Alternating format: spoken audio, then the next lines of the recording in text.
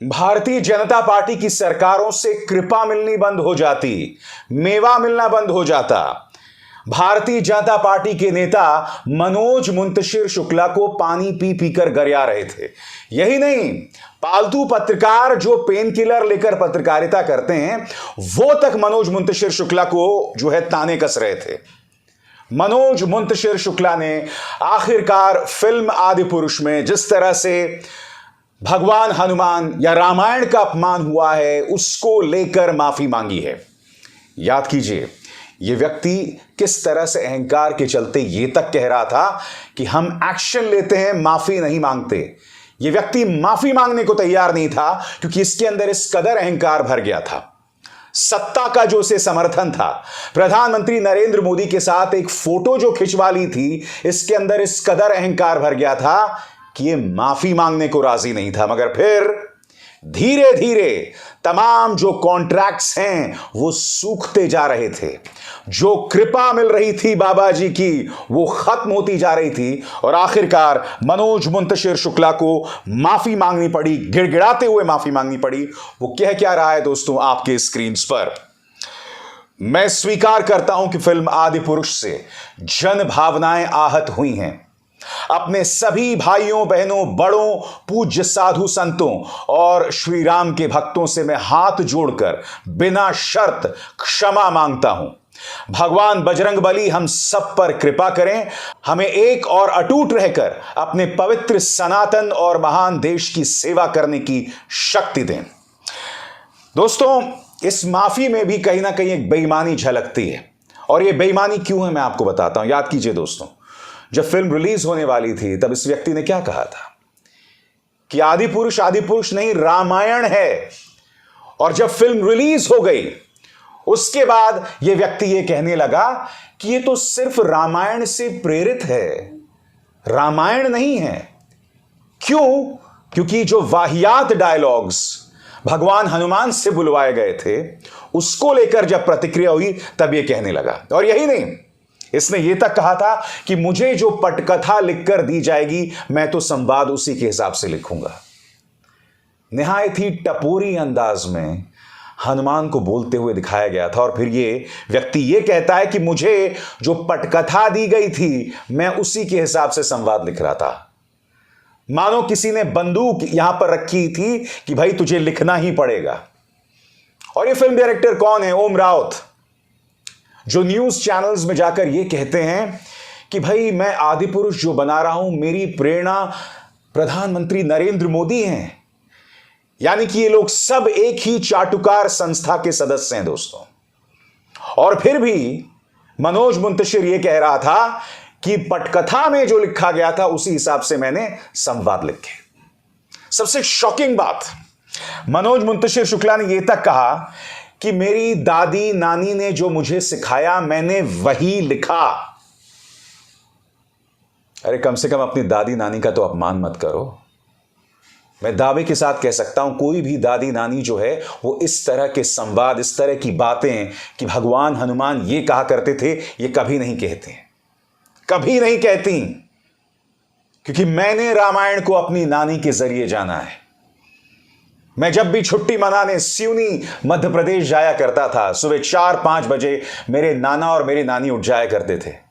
अपने नाना को करीब 1.5 घंटे तक मैं भजन करते देखता था और दिन भर नानी की गोद में बैठकर नानी रामायण से जुड़ी छोटी छोटी प्यारी प्यारी कथाएं सुनाया करती थी। आज ही मनोज मुंतशिर शुक्ला अपने आप को बचाने के लिए अपनी दादी नानी के बारे में कह रहा है कि ये जो संवाद मैंने लिखे हैं मैंने अपनी दादी नानी से सीखे थे। जबकि आप जानते हैं दोस्तों, 2 वीडियोस वायरल हुए थे। एक कुमार विश्वास का और दूसरा एक भगवा संत का। जो बात वो मजाक में कह रहे थे वही डायलॉग इसने हनुमान का लिख दिया था। और मैं आपको एक बार फिर वो वाहियात डायलॉग सुनाना चाहता हूं जो हनुमान जी के मुंह से बुलवाया गया था। सुनिए।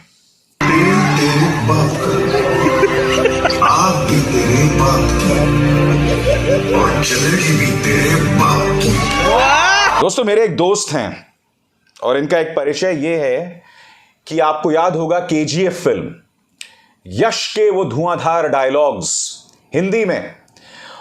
उन्हें जिस टीम ने लिखा था उसमें मयंक सक्सेना भी शामिल थे। मयंक सक्सेना ने करारा तमाचा दिया है मनोज मुंतशिर शुक्ला को। मयंक फिल्मी जगत से भी जुड़े हुए हैं। मयंक क्या कह रहे हैं दोस्तों, मैं पढ़ के सुनाना चाहता हूं। तुम अभी भी नहीं समझ रहे हो मनोज कि ये ज़ॉम्बीज की भीड़ है। अंततः तुम्हारी क्रिएटिव लिबर्टी भी इनके पैरों में गिर गई ना। सोचो, तुमको भी हर औसत अवसरवादी की तरह लगा था कि ये तुम्हारे पीछे चलेंगे, तुम बाजार बनाओगे, लेकिन अंत में क्या हुआ? भस्मासुरों की भीड़ किसी की सगी नहीं। सोचना, तुमको भी अंत में गुलामी स्वीकार करनी पड़ी ना। थोड़ा सा लालच कम कर देते, ठीक ही चल रहा था काम। पर अंतहीन लालच और उससे उपजे अंतहीन समझौते, गुलामी और रीढ़ विहीनता। क्या खूबसूरत बात यहां पर मयंक ने कही है। मयंक जो कि केजीएफ के हिंदी डायलॉग राइटर हैं दोस्तों, क्या खूबसूरत बात कही है। दोस्तों, मैं आपको बतलाना चाहता हूं इस मनोज मुंतशिर शुक्ला के बारे में, और मुद्दा सिर्फ मनोज मुंतशिर शुक्ला नहीं है। इसके जैसे कई चाटुकार हैं जो आज भारतीय जनता पार्टी के इकोसिस्टम में हैं। उनके नाम भी बताऊंगा। आज से ठीक 2 साल पहले जब दिल्ली के दंगे हुए थे, यही मनोज मुंतशिर शुक्ला हिंदू मुस्लिम भाईचारे की मिसाल दे रहा था। यह वही मनोज मुंतशिर शुक्ला था जिसने कहा था कि अकबर की सेना में हिंदू जनरल थे और महाराणा प्रताप की सेना में मुस्लिम जनरल थे। यह वही मनोज मुंतशिर शुक्ला है जिसने कहा था कि अगर आप इलाहाबाद का नाम बदलकर प्रयागराज कर देंगे तो ऐसा लगेगा कि आपने मेरी मां का नाम बदल दिया है। मगर फिर इसे बात समझ आई, इसका धंधा सही चल रहा था। जैसे कि मयंक ने कहा, फिर इसे बात समझ आई कि अगर भारतीय जनता पार्टी की सरकारों की कृपा चाहिए तो इनकी जुबान में बोलो, ना सिर्फ उनकी जुबान में बल्कि जो उनके कट्टर समर्थक थे उनकी जुबान में बोलो। फिर ये अकबर के खिलाफ बोलने लगा। फिर इसके बाद इसने एक नाकाबिले माफी चीज की। इसने हमारे श्रद्धेय स्वतंत्रता सेनानी चंद्रशेखर आजाद की पहचान एक तिवारी तक सीमित कर दी। क्यों? क्योंकि वहां पर इस तिवारी फैक्टर के जरिए ब्राह्मणों के मुद्दे पर राजनीति करना चाहता था। और आपको याद होगा जब इस पर हमला हो रहा था तो कुछ ब्राह्मण संगठन भी इसका समर्थन उस वक्त कर रहे थे कि सिर्फ दोष मनोज मुंतशिर शुक्ला को क्यों। पहले तो यह व्यक्ति खुद को सिर्फ मनोज मुंतशिर बतलाया करता था, ये तो बाद में इसने अपने नाम के साथ मनोज मुंतशिर शुक्ला जोड़ा। और याद कीजिए दोस्तों, एक क्लिप भी वायरल हुआ था जहां एक आरजे इनका इंटरव्यू कर रही थी और इसने कहा था कि भाई मैंने मुंतशिर इसलिए लगा दिया क्योंकि मनोज शुक्ला में वजन नहीं था। यह बात ही पहले कहा करता था, मगर इस अवसरवादी को यह बात समझ आ गई कि अंधभक्तों के यहां तो कुछ होता नहीं है, तो इन्हें बुद्धू बनाना बहुत आसान है। ऊपर से भारतीय जनता पार्टी के कोई उसूल नहीं है। कल को जो लोग इन्हें गाली देते थे, आज अगर इनके सामने नतमस्तक हो जाएंगे सब कुछ भूल जाएंगे। क्यों? क्योंकि इन्हें समर्थक चाहिए, चाहे वो अवसरवादी क्यों ना हो। और आज इनकी पार्टी में ऐसे ढेरों भरे पड़े हैं। 3 चेहरे, गौरव भाटिया, कपिल मिश्रा, शहजाद पूनावाला। ये गौरव भाटिया, इनका जो इतिहास है, इनके पिता का इतिहास है, समाजवादी पार्टी से जुड़े हुए हैं। आरएसएस को पानी पी पी कर गौरव भाटिया गाली दिया करते थे। आज देखिए, भाजपा के मंच पर बैठकर अनर्गल बातें करना, वाहियात बातें करना।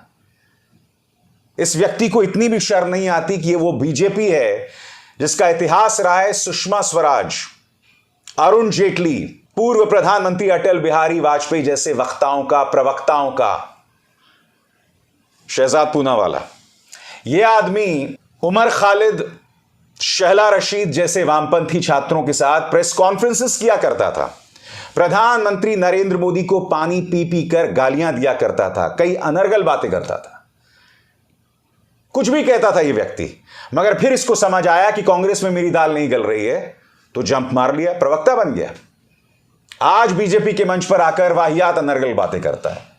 कपिल मिश्रा, विधानसभा में खड़े होकर इसने प्रधानमंत्री नरेंद्र मोदी और अमित शाह पर लड़की की जासूसी का आरोप लगाया था। भारतीय जनता पार्टी के बारे में गाली गलौज तक किया करता था। मगर फिर जब आम आदमी पार्टी से बात नहीं बनी, तब भी इसने कहा था कि मैं किसी भी कीमत पर बीजेपी के पास नहीं जाऊंगा। और अब देखो, जो दंगे हुए थे उससे पहले इसका एक अहम किरदार था। पुलिस की मौजूदगी में इस व्यक्ति ने कहा था कि आज तो ट्रंप है, हम भी वापस जा रहे हैं, मगर कल पुलिस भी हमें नहीं रोक पाएगी। और उसके बाद क्या हुआ दिल्ली में? क्या हुआ बताइए ना? 70 लोग मारे गए दंगे में, कम से कम 70 लोग। इन तीनों को शर्म नहीं आती? मनोज मुंतशिर शुक्ला को शर्म नहीं आती? और ये पूरा इकोसिस्टम है दोस्तों। एक आरजे है, उत्तर प्रदेश में रहते हैं, रेडियो जॉकी। जब अखिलेश यादव की सरकार थी तो उनकी खूब भक्ति किया करते थे, खूब मेवा मिलता था। अब योगी आदित्यनाथ की सरकार आ गई तो उनके सामने नतमस्तक हैं। योगी सरकार में एक नौकरशाह हैं, उनकी पत्नी है लोक गायिका, उनकी चाटुकारिता करती हैं एक पत्रकार, उनका बैग लेके हर जगह चलती हैं, और उसका परिणाम यह है कि उन्हें अच्छे अच्छे कॉन्ट्रैक्ट्स मिलते हैं, यानी कि मेवा मिलता रहता है इन्हें। ऐसे ढेरों लोग हैं जो अपनी रोजी रोटी के लिए सब कर रहे हैं, मगर मनोज मुंतशिर शुक्ला को यह सब करने की जरूरत नहीं थी। उसका काम चल रहा था। उसे ना मोदी जी के खिलाफ बोलने की जरूरत थी, ना बीजेपी के खिलाफ बोलने की जरूरत थी। वो चुपचाप अपना काम करते रहता, कमाई भी अच्छे से करता, क्योंकि बाहुबली जैसी फिल्मों के डायलॉग जो उसने लिखे थे, और जब बाहुबली के डायलॉग लिखे थे उस वक्त इसका दिमाग सही था, तब ये नफरती बातें नहीं करता था, सब कुछ चल सकता था आसानी से। मगर इसे ये बात समझ आ गई कि भाई इतने से मेरा गुजारा नहीं होगा, मुझे और ऐसी बातें करनी है जिससे भाजपा की जम के सेवा हो सके। और फिर ये पलटा, और ऐसा पलटा कि क्या कहें। अब माफी मांग रहा है दोस्तों, गिड़गिड़ा रहा है, और उसके लिए आपको समझना पड़ेगा क्यों।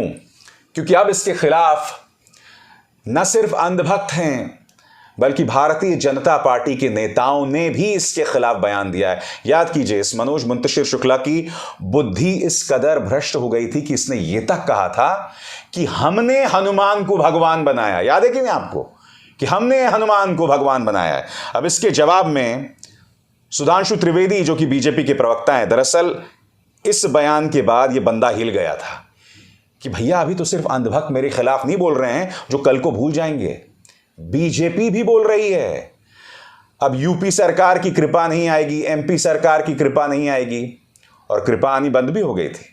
सुनिए सुधांशु त्रिवेदी ने क्या कहा था। बजरंगबली भगवान नहीं है, हमने उन्हें भगवान बनाया। मनोज मुंतशिर, कितनी इज्जत थी तुम्हारी हम सनातनियों के दिल में, जब तुम ये सुनाया करते थे, घूम घूम कर हिंदुओं को जगाया करते थे, मस्जिद है या शिवाला ये सच बता ही देंगे, पूछेगी जब अदालत पत्थर गवाही देंगे।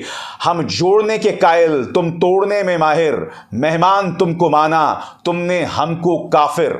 आगे सुधांशु त्रिवेदी ने क्या कहा। आपकी इन पंक्तियों ने हमें मजबूर कर दिया था दिल में बिठाने के लिए, लेकिन अब दिमाग में रहने योग्य नहीं रहे आप। हनुमान जी महाराज आपको सद्बुद्धि दें। यहां पर मनोजवा जो है वो हिल गया था, बुरी तरह से हिल गया था। और यही नहीं, पेन किलर पत्रकार भी इसके खिलाफ इसे नसीहत देने लगे थे कि पैसे के लालच में तुम सनातन आस्था का अपमान कर रहे थे। ना मनोज मुंतशिर सनातनी है, ना पेन किलर पत्रकार सनातनी है, ये सब अवसरवादी हैं। कई ऐसे पत्रकार हैं जिन्होंने कांग्रेस के कार्यकाल में खूब मेवा काटा, खूब से ऐसे पत्रकार हैं। कई लोग वसूली करते हुए जेल गए थे, तिहाड़ जेल।